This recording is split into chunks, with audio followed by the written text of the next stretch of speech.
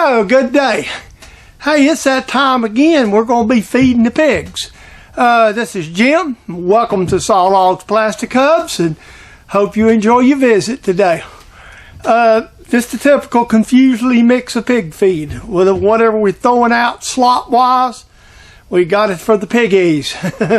I've got had a bunch of clips, and I think last week's slop featured a lot more of the acro mills onto the tool cart parts.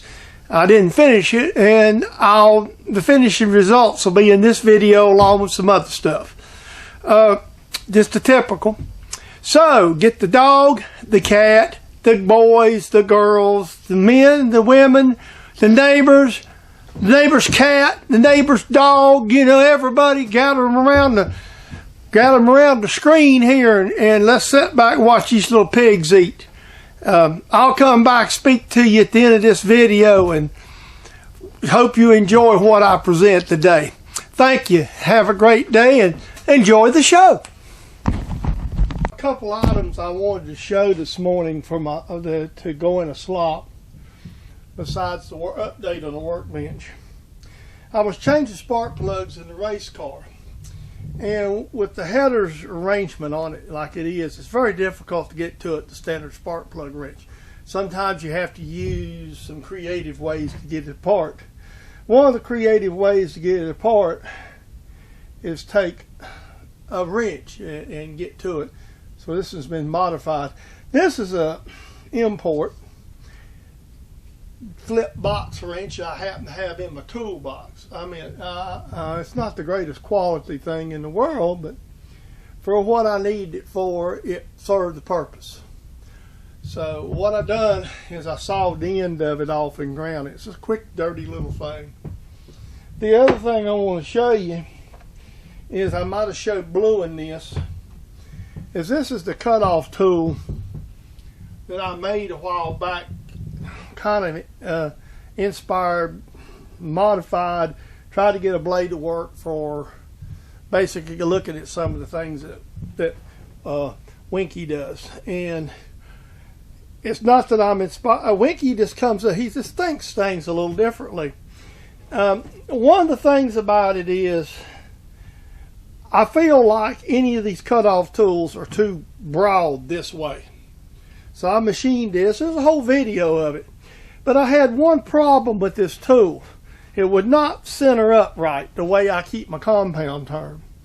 And the other day, I was doing the handle project, and I was facing completely the center, and I just couldn't get it to work. So I grabbed it up, chunked it, took everything apart, put it in the mill, and I milled it. Now I left some here for strength. All I done was took a roughened mill and just basically milled 100 thousandths off, so now I can get, you know, on center, it have some adjustment. I showed bluing this the other day where I re-blued it, so I thought I'd throw that out there. While on the subject of bluing things, this is what I use, and I probably mentioned this several times, but I get asked about it occasionally, still quite regularly. I usually buy this off of Amazon. It's used for gun bluing, and normally what I do is I've got these art brushes that came in with oil containers, paint cups that I bought in the past, make oil containers out of. I just prefer to use this brush and this paste. Paste is a little thicker, it is easier to work with than the liquid like A-Bomb uses. So I've gotten good results, and as you can tell with this, that's how this was blued. This is how I re-blued the back, and you can see if you look real closely, I don't know if the camera shows, I just used a rough and end mill and just roughed this off real fast, and it worked really well. So I wanted to mention that. I'm going to speak on something real fast and throw it in the middle of this video somewhere. I said in the last slop that I was going to stay on YouTube, and I think when I finished it up. So this week I'm going to touch on another subject. Other social media. there has been a lot of discussion around certain social media platforms and the way they run their platforms and where political interests conflict with each other. Well, I'm going to kind of be like Michael Jordan said many years ago when somebody asked him about a social issue and his answer was, well, Republicans buy shoes.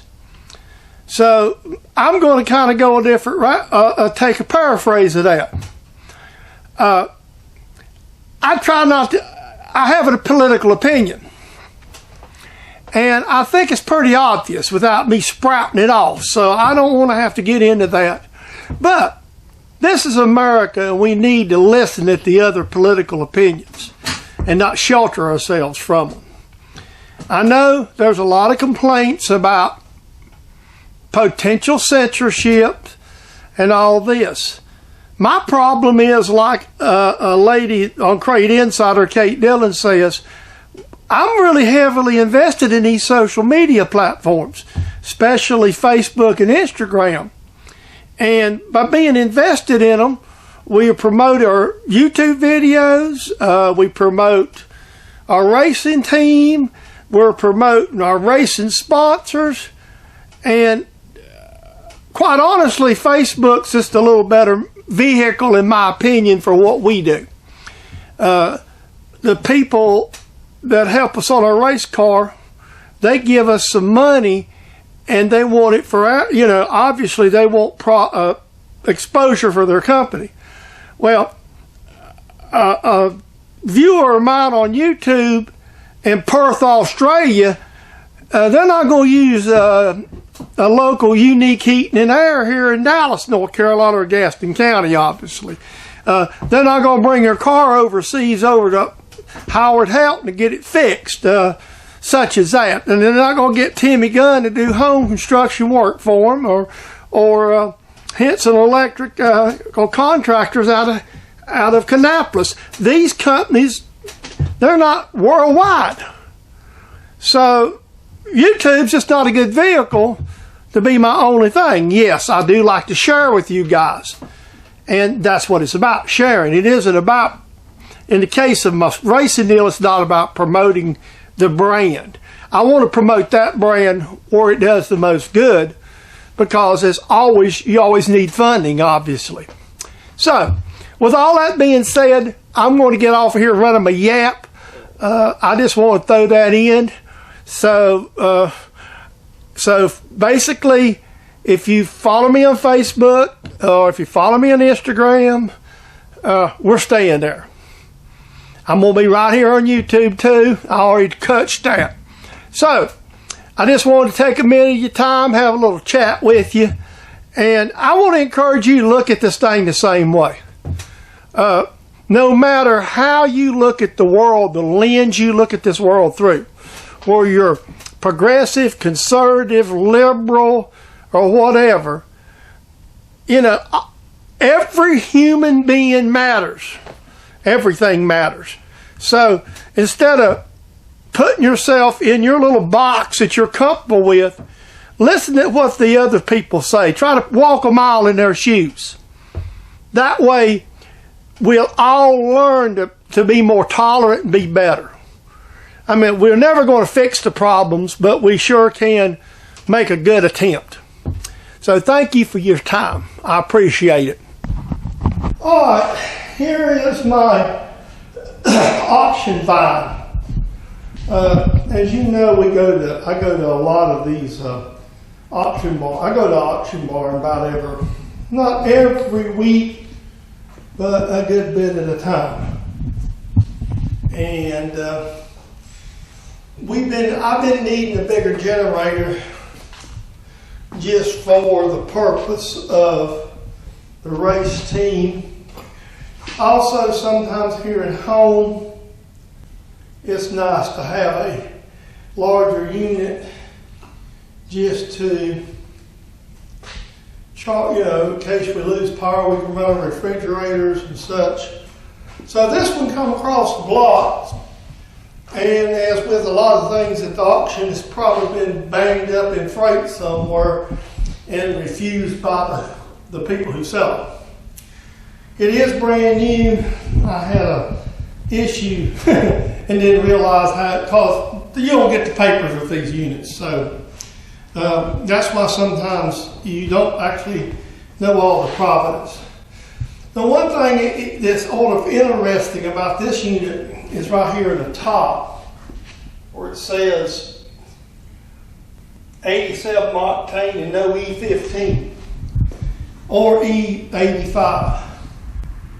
So basically you can't use any non-ethanol gas in it, which is something I don't do in my small engines. I have a lot of carburetor trouble if you do. And so that's just the thing about it. The one thing I like about this unit down here, it does have gas cutoff. Personally, when I run, I love a gas cutoff on a small engine. And most of the time on a small engine myself, I cut the fuel off, let the carburetor run completely dry. That way you have no fuel sitting in the carburetor at any given time. That does kind of help the situation out some. So, with that being said, this is just another purchase for the organization. Okay, I'm going to redo this because I was thinking wrong. This is the bracket you seen in last week's slop was built, the little bed frame bracket to space this out. And then this is the Acro Mills little storage compartment. See, it's on this end. So that way it's here where we can store nuts and bolts and odds and ends little stuff. And, you know, so that's the deal with it. So that's this installation. Then I'm going to do an overview. Okay. Now this is the overview of the whole deal. This is a Husky 3-door car. And it's a nice little size. You've seen this featured in a couple of slops. This was a Christmas present from Chris. In this workshop, I don't want to dedicate a workbench that's going to take up space. So this is going to be perfect. We can lay work on it, move work where we need to move it. Just basically do what we need to do with this thing. So, with that being said, I just wanted to give you an overview of what I've done to it and the little modifications I've made so far. Now, this the basic cart you can see. We put a 4-inch vise on it to hold stuff to do some light work. There was a video on the chuck jaws. I have a pair of metal shears that I'm storing it right now in a PVC holder just to lay in there like that. I have the Acro Mills storage bins. I went to Harbor Freight and changed out the front casters on it now. So now you can run this thing 360 and push it straight up against the wall if need be. So this gives you some storage options with it. I like the little butcher top. It's already scratched. This is to be a used item. It isn't to be a showpiece. So what this gives me is a little workbench in this shop to lay stuff on, stand here and work. That's what it's for. It's not to do heavy construction. It's just a work table. And with added benefits, and I've got my storage in here. Right now with nothing in it, my liners are wanting to flop all over the place. So this is the liners, some other stuff I just stowed in here. See how this is sort of flopped all over the place on me right now. We will be putting stuff in here, and what I put in here I'm not determined yet. Maybe hammers and such stuff as that will probably be stored in this unit. Okay, with that being said, this is where I'm at, and this is going to be an ongoing kind of project that I'm experimenting with, and I'm learning about as I go along. I'm just doing all these things. You know, I've got some stuff in the floor I had stored in the bottom shelf to put some of this work on, and it's always easier to stand the thing up. So I stood it up on its nose. So there it is. I hope you enjoy it. Okay, I hope you enjoyed today's slop.